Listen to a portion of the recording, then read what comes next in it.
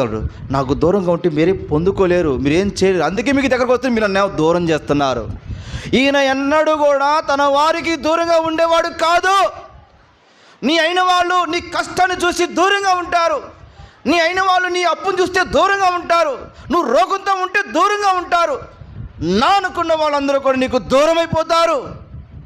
కానీ మరణము వరకు ఈ భూమి మీద నువ్వు నిలిచి ఉండేంత వరకు ఆయనకి ఎక్కడ ఉంటాడమ్మా?